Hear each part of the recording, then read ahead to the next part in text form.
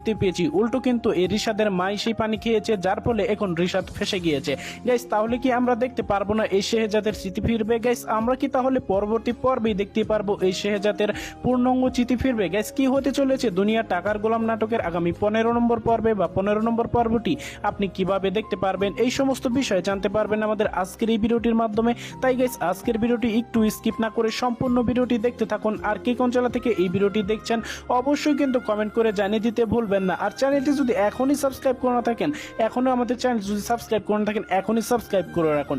তো গাইস ইতিমধ্যেই কিন্তু চমক আমরা দেখতেই পেয়েছি, সেই হাফিজ কিন্তু এই শেহজাদকে উদ্ধার করে নিয়ে গিয়েছিল। আমরা দেখতেই পেয়েছি এই এই শেহজাদের সাথে কিভাবে ফাতেমার বিয়ে হয়েছিল। ফাতেমার বাবাকেই তো গুলি করে মেরেছিল এই ফাতেমার চাচাতো ভাই। শেষ পর্যন্ত আমরা দেখতে পেয়েছি ফাতেমার বাবা যখন মৃত্যুসজ্জায়, তখন ফাতেমাকে বলে তুই আমাকে কথা দে, তুই এই ছেলে অর্থাৎ এই শেহজাদকেই বিয়ে করবি। তো আমরা দেখতে পেয়েছি সেই অদাপূর্ণর মাধ্যমেই কিন্তু এই শেহজাদের এবং ফাতেমার কিন্তু বিবাহ সম্পূর্ণ হয়েছিল। গাইস আমরা তো মনে করেছিলাম যে এই শেহজাদ তার এই বিবাহের স্মৃতিশক্তির মাধ্যমেই কিন্তু তার যে পূর্ণাঙ্গ স্মৃতিশক্তি ফিরে আসবে, এরকমটাই ধারণা করেছিলাম। কিন্তু গাইস না, এখনো কিন্তু আমরা এই পর্বে দেখতে পেলাম না শেহজাদ তার পূর্ণাঙ্গ স্মৃতিশক্তি ফিরে পেয়েছে।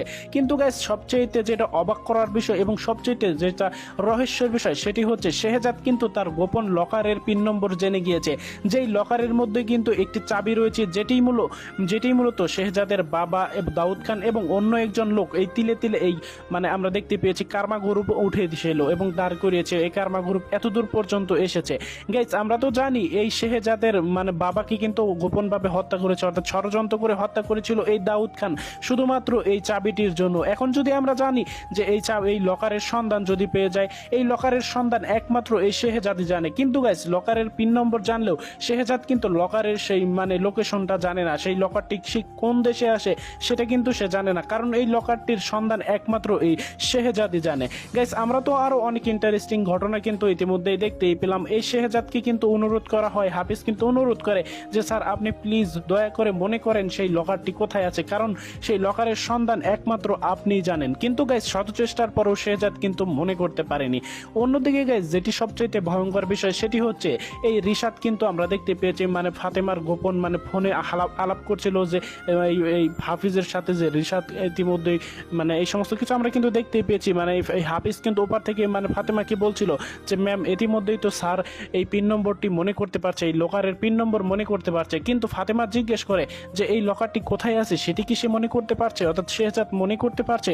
তখন বলে যে না, এই লোকেশনটা কোথায় আছে সেটি মনে করতে পারছে না। কিন্তু গাইস সেখান থেকে এই লকারের নাম্বার নিয়েই কিন্তু আমরা দেখতে পেয়েছি দাউদ খানের লোকদের আস্থানায় যায় এই রিশাদ। সেখানে গিয়ে বলে যে আমি এই দাউদ খানের সাথে কথা বলতে চাই। কিন্তু গাইস সেখানে কিন্তু তারা কোনোভাবেই দাউদ খানের সাথে কথা বলতে দেয়নি, বলে যে দাউদ খানকে ফেরিঘাটের কোনো যে ইয়াওয়ালা যে তার সাথে চাইলেই কথা বলা যায়। তখনই কিন্তু গাইস বলে যে এই পিন নম্বরটি বলে ওঠে। তখনই কিন্তু তারা অবাক হয়ে যায় এবং এই যে দাউদ খানের সাথে রিশাদের কথা বলিয়ে দেয়। রিশাদ কিন্তু দাবি করে যে আমি বাংলাদেশের আন্ডারওয়ার্ল্ডের কিং হতে চাই, যার ফলের মাধ্যমে আমি কিন্তু আপনাদেরকে এই লোকেশনটা দিব, অর্থাৎ এই লকারের লোকেশনটা দিব। গাইস এই লকারটা কি এমন গুরুত্বপূর্ণ সেটাই মূলত জানতে পারবেন পরবর্তী পর্বগুলোতে। গাইস এখন বলা যাক পরবর্তী পর্বে কি ঘটনাগুলো ঘটবে।